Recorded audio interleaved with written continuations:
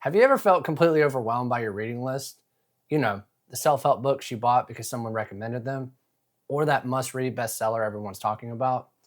And no matter how hard you try, you feel like you're not actually learning, or worse, you feel guilty for not finishing them.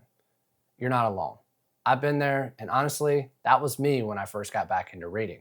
I thought if I just read the right books in the right order, I could fix everything I want to improve in my life. I bought stacks of books, I had my plan, and I was full of discipline, but I was miserable. And here's the kicker: it wasn't helping me learn any better. The problem isn't reading itself, it's the pressure we put on ourselves to read the right way. What my book buying phase looked like was got into this mode where I was really excited because I found this bookstore in my town where I could get books and used books for really cheap. I started going there almost every weekend and picking up books that you'd normally find on Amazon for $20, but I was getting them for $4 in great condition. I got really excited and just started buying the crap out of all these books. Then they started piling up on my desk, and I realized I wasn't reading any of them or making progress. That stack of books felt like a massive checklist, or like I was standing at the bottom of a large mountain just looking up. And I had no idea where to start. It was like I was just reading for the sake of making progress, and I honestly dreaded it. And 2 weeks would go by without touching a single book. I'd feel guilty because all that time had passed, and what I was doing is I was most likely just scrolling on social media instead. That cycle doesn't just affect reading, it bleeds into other areas of your life as well. Think about it. If you're putting pressure on yourself to fix your life through reading alone and it's making you stressed, that stress seeps into your confidence, your focus, and your energy. The more pressure, the more procrastination, and the less consistent you actually are. The solution is simple, but counterintuitive. Stop stressing and just read what you love. It doesn't have to be self-help. It doesn't have to be a bestseller. You don't even have to pick a book with an educational outcome in mind.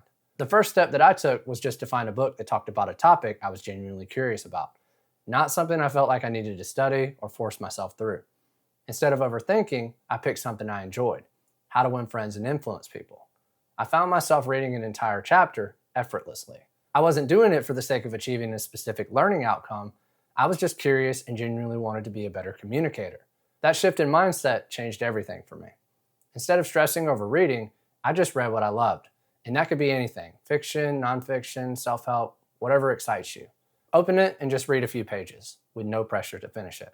The next thing you can do is mix things up. I used to think you had to stick to one book to avoid overwhelming yourself, but I gave myself permission to switch books based on what I felt like reading. If I wasn't feeling one book, I'd pick up another. And here's the cool part: that's actually called interleaving in learning science. Switching between topics builds stronger neural connections and improves retention. So not only do you get to follow your curiosity, but you're also learning better. Next, reflect on what you read. As I read different books, I naturally reflect on ideas that stood out. Even a few seconds of thinking about a concept makes your brain retain it better. You don't need elaborate notes. Just pause, consider a takeaway, and let your curiosity guide your questions. You can also use lighter books as bridges. So on low energy days when I'm not feeling it, I'll just pick up books that are lighter to me, like The Dip from Seth Godin, which is short and motivating.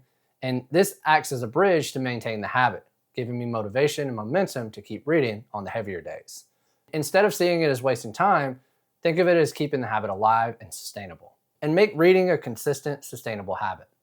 I picked a block of time that worked for me after putting my daughter to bed. Consistency isn't perfection.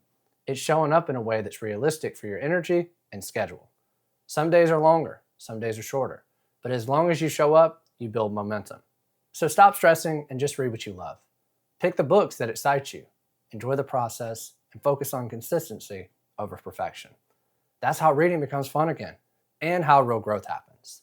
But here's the thing: even if you follow all of this, most adults still forget what they read or never finish books. If that sounds familiar, watch this video next, because I'm going to show you exactly what's holding you back and how to fix it. Keep learning, keep growing, keep going, and I'll see you in the next one.